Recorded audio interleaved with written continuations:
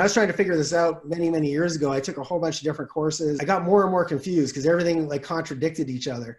If you buy a property, normally all the liens disappear off it, the mortgages get wiped out, but not always. And there's exceptions to that. And if you don't know what you're doing and you haven't pulled title, you might inherit a really nice, juicy mortgage that you weren't anticipating. And that takes that from being a really good deal to a really bad deal. The other thing that other courses said, oh, you don't need to go view the properties, just look on, Google. Yeah, once again, one of the things I do during my training is we actually drive around the city looking at properties. And we've had some that looked amazing on paper. And then you get there and there's a bunch of smoldering ashes where a house used to be. One of the challenges when you go to these sort of auctions is you're buying as is, where is. You don't have any recourse. You can't say, oh, I didn't know. What you see is what you get after you bought it.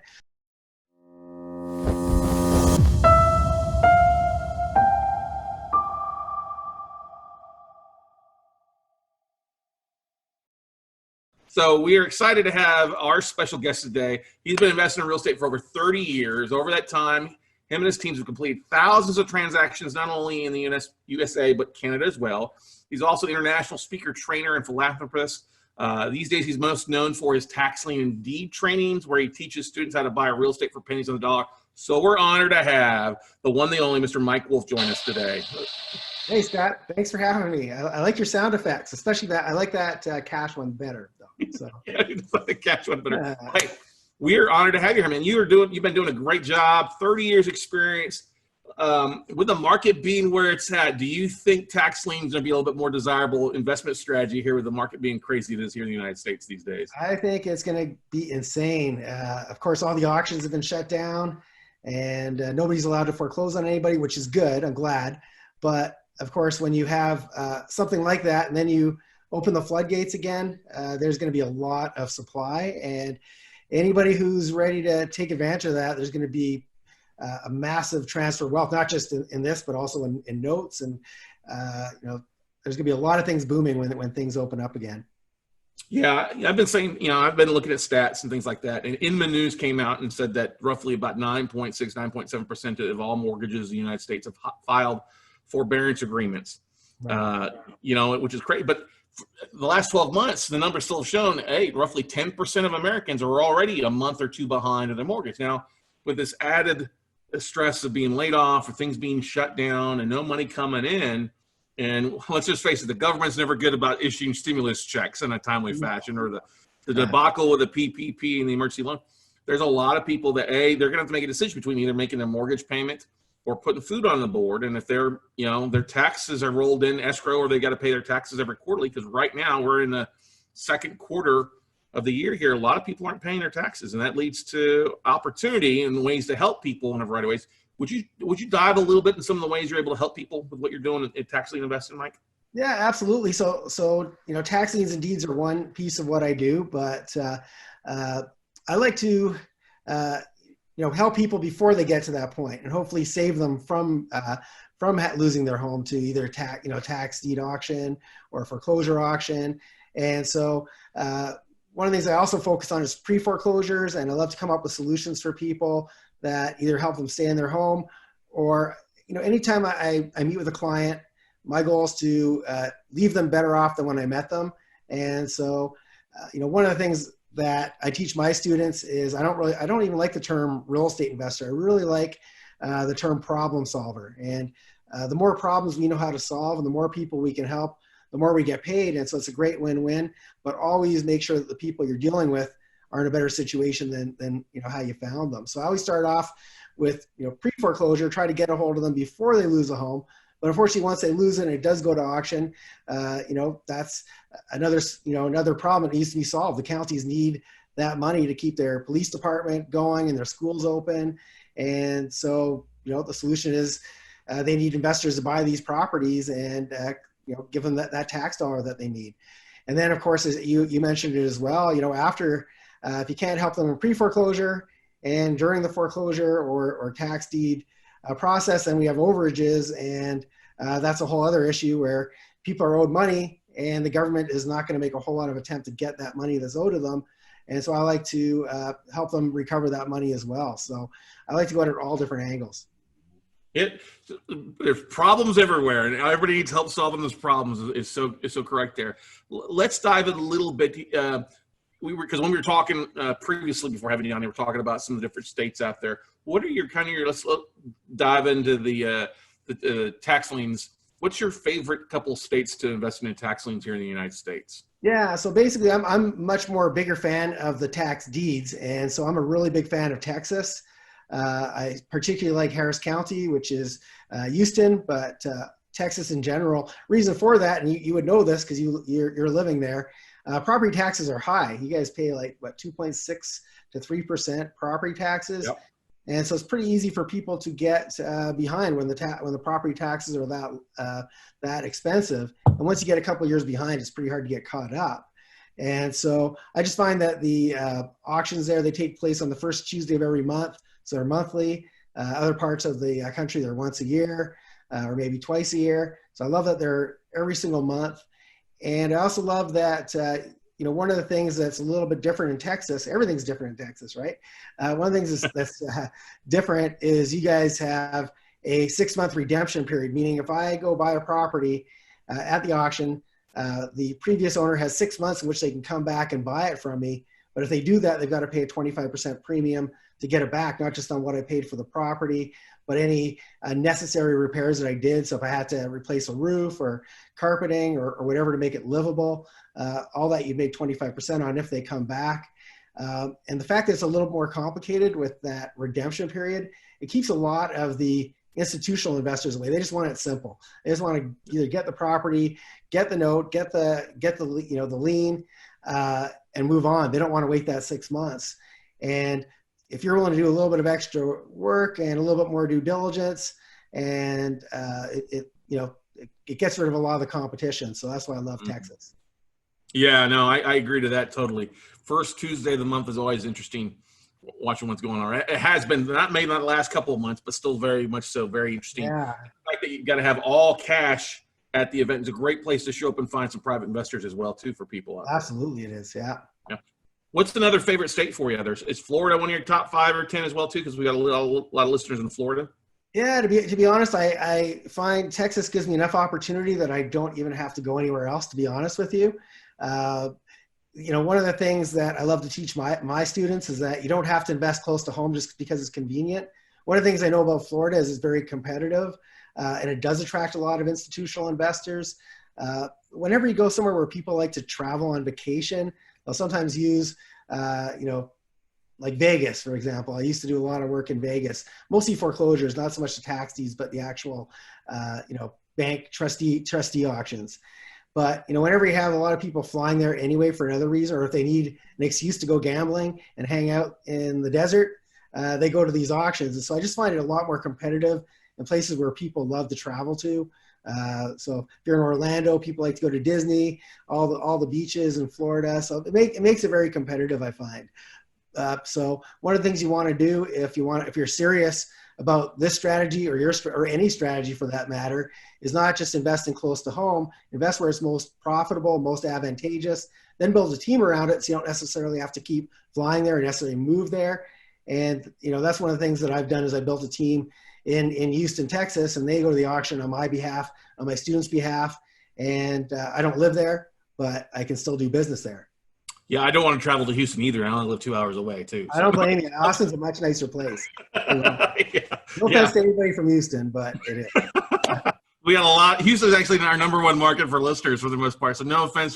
I love you guys. If you're listening, you live in the best place to do real estate, in my opinion, one of the best places in the entire country. So, but Austin, I haven't really done any real estate there. I know you guys have a lot of universities and colleges, so I know there's a lot of opportunity around that, but I just haven't delved into that yet. But I do love visiting Austin, but I haven't done the real estate there yet. Yeah, I haven't done the real estate thing in Austin in 10 years. It's been too overpriced, and I've been other places that made more sense. Yeah.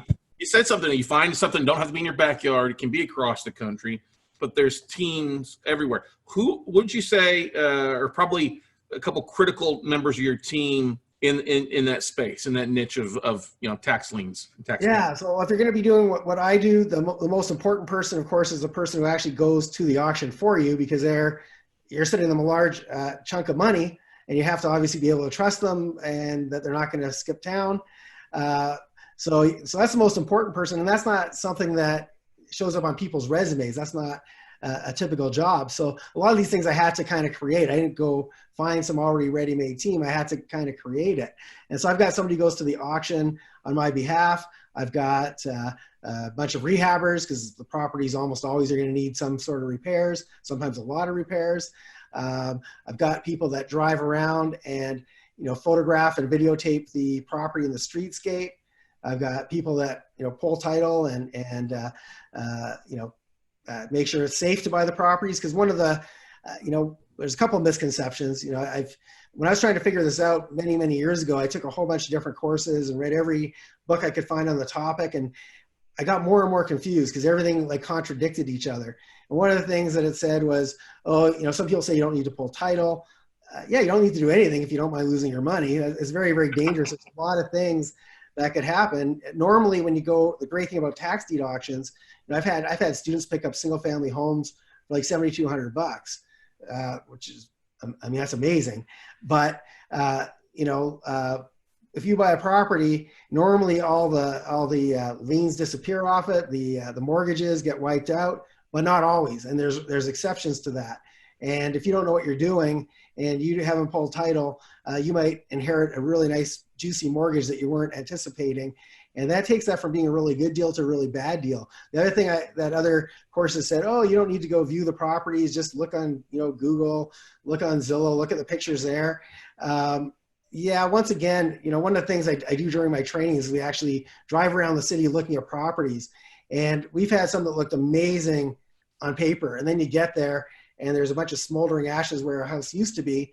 And had you looked at the picture, that's what you would be buying. And one of the things, one of the challenges when you go to these sort of auctions is you're buying as is, where is. You don't have any recourse. You can't say, I didn't know, or they don't take any responsibility. What you see is what you get after you bought it. So there's a lot of things, a lot of misconceptions. And so, having the right team will save you a lot of headaches and a lot of hassle down the road. Yeah, I would totally agree. You got to have somebody put the eyes on it. Yes, you can look online and take a little bit of a look, but you always, always, always need to put eyes on the property. Make sure it's the right address, street address, because you never know. It could be a beautiful house, a smoldering ash, or just be a flat slab in some cases too. Absolutely. I don't know if you saw it. There was actually, it made the news I think it was over the summer in Fort Lauderdale. Somebody thought they were buying this really nice villa, and I forget what they paid, maybe $12,000 for it.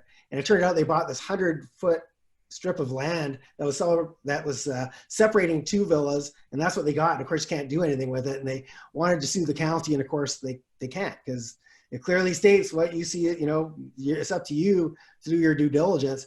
And it was something very, very avoidable. But once again, people don't know what they don't know, and that's why it's really important to make sure you know what you're doing. You don't just show up at the auction and start bidding, or you will lose a lot of money. So don't do that. Yeah, I was at an auction one time in Missouri, and there was a couple students of mine, and they had an auction and for $29,000, and somebody bid $29,100 on it, and everybody was kind of hush hush. And the guy walked up, you could hear him saying, "Oh my God, I listened to the tapes, I watched the video. It can't be this easy." And I said, "What was so special about that?" Because the guy goes, "Oh, that's a second mortgage. There's a $160,000 first mortgage in place that the guy didn't know about." Yeah, so we see a lot of that sort of thing happening, and unfortunately, sometimes. Like I'm witnessing, I used to be really helpful and try to help other, when I would go to the auctions, I try to tell people. I just gave up on that because you can't help everybody. I think sometimes the best way to learn is to lose some money, and then just to do it better the next time. So, well, and that's an important thing as well too out there. Now, it's definitely important. But the beautiful thing too is, there's often these lists are being published on a regular basis, pretty easy to tap into to kind of start getting your feet wet, right, Mike? It's extremely easy to get the lists, but the list is not the challenging part whatsoever. It's the due diligence that goes with that. And, it's kind of funny because a lot of people call me up they want to pick my brain, or they want to take me for coffee. And, I actually teach a 4-day course, and in this course, there's no fluff. We go all day long and talk about all the due diligence steps that need to be done and the ways to protect yourself. I wish it was easy where I could just say, hey, just do these 1, 2, 3 things, right, and you're good to go. But unfortunately, it's very easy to get the list. It's very easy to get excited. It's very easy to back in the olden days, like 3 years ago, it used to be right in downtown Houston, and people would be randomly walking by on the streets because it was near a bunch of office buildings and the law courts, etc. So people would just randomly be walking by, and they say, "Oh, looks like there's a real estate auction." They go in, they have no clue, hadn't done the slightest bit of research, and they're starting to bid on stuff that they have anyway. Now it's at least in a it's not in the middle of no. Well, now it's kind of more in the middle of nowhere, and so at least people have to do a little research to find out where they have to go and bid.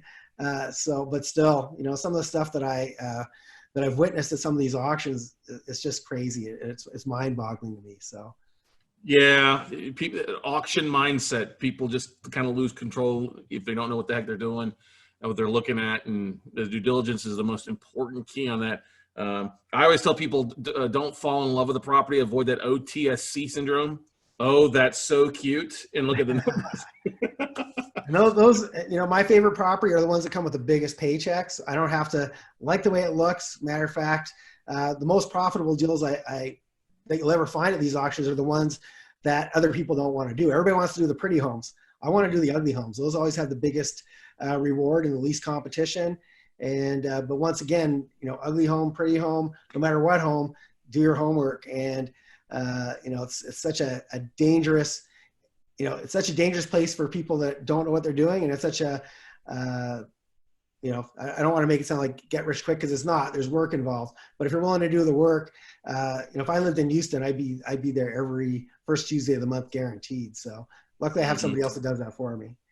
Yeah. Now, with the stuff in Harris County, what would you say your average time frame for a deal from the time that you buy it there to the time you dispose of it? I know it's going to vary depending on what's going on with the property, stuff like that. But what would you say you're seeing? Is it 6 months? Are you paying to release the redemption rights from any of the borrowers or anything like that too, or no? Yeah, so there's a whole bunch of different ways you can do it, and it really depends also on what your exit strategy is. So if you want to turn it into a rental, literally the day after you buy it, assuming it's livable, you can put a tenant in there. Sometimes you inherit a tenant that you may or may not want.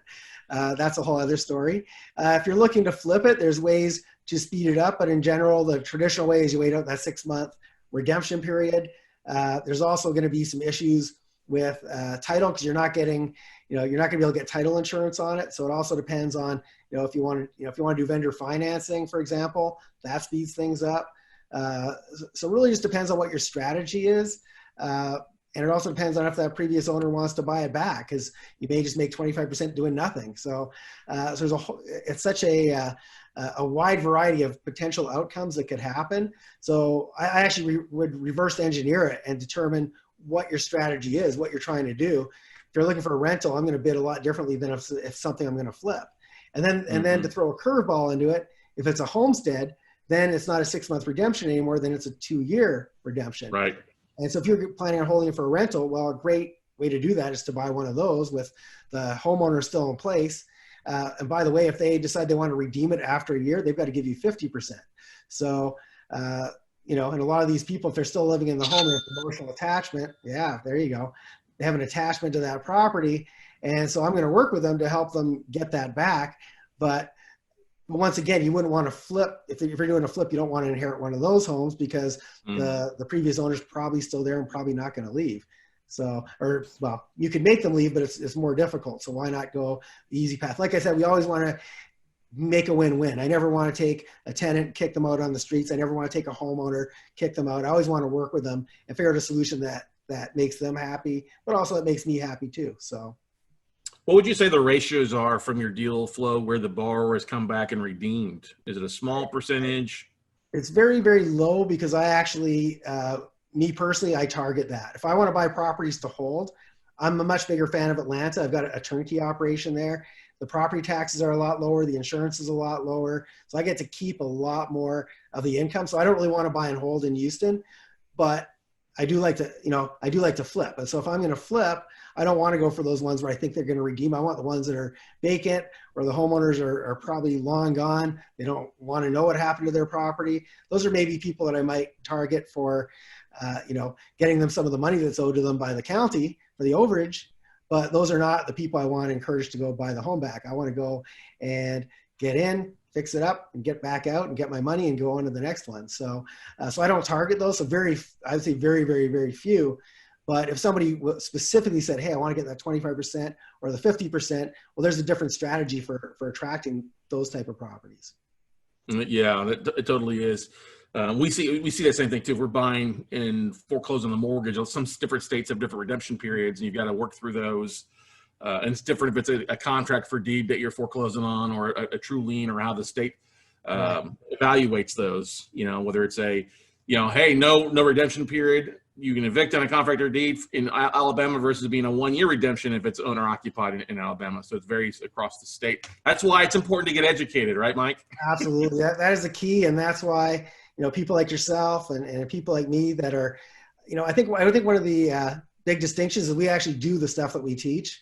And there's so many people out there these days that are really good marketers, and they can get you really excited. But I don't know if some of these people have ever actually done a real estate deal.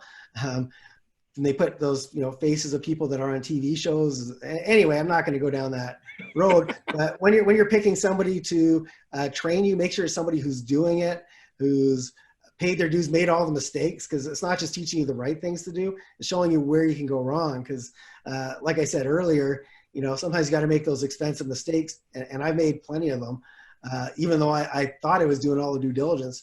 But every time I've screwed something up, it led to another due diligence step. And so I know you paid your dues in the notes industry, and I actually want to learn some of the stuff you're doing, because I've never really done a lot of that. So we'll be talking. We've definitely been talking, but that's why I want to have you on, because it's a very similar due diligence aspect of things, making sure you know what you're truly buying, and you're not buying some 100-foot long, 5-foot wide strip in Florida. You're really truly buying a first lien versus a junior lien, or know what type of liens are on the property that don't get wiped out or that do get wiped out. And that's the beauty of it, is a lot of people like the whole flip this house mentality. They want to go out and buy a property, to touch it, to rub it, to hump on it, buy the paint and carpet. I don't want that. Give me the numbers, and like I said, give me the check. I don't care what the property looks like for the most part. Absolutely. Right? That's what it's all about. And for me, I also would add, helping people. Like I love to find people that are, I don't love to find people that are distressed, but I love to help people that are distressed. And because when you've been in this industry a long time, you know a lot of solutions that the typical person doesn't know on how to deal with lenders, how to deal with counties. We know a lot of stuff that isn't common knowledge. And when I find somebody in trouble, at the very least, I can help them, give them some advice, and help them, get back on their feet, or stay in their property longer, or come up with a solution to get them back into home ownership. So that's one of the things that really lights me up, because, I can't imagine what it would feel like to be in that position that a lot of people will be. And sometimes bad happen to people, but I mean, nobody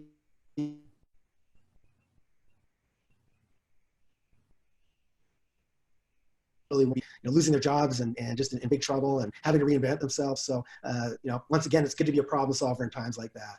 Yeah, we're just times like that. I mean, history repeats itself, and if you can, that's the thing. It's the stories of helping people always are always better, always are more memorable than, hey, I made 20 grand on this flip or 40 grand on this deal. Now I kept somebody in their house, and they lived in the house for 18 years or 3 years or whatever, and helped them out. Because we've all gone through financial hardships at some point. I don't care who, right? The other thing I find is that, when you help somebody with their finances, you're helping them in a lot of ways you don't even know, because, tied to that is their relationships. Those things are never good when you're depressed because of money. Your health, if you're under a lot of stress, it's never good for your health. So when you help somebody, even in a small way, sometimes you don't even know the ripples that has after that from helping those people out. So yeah.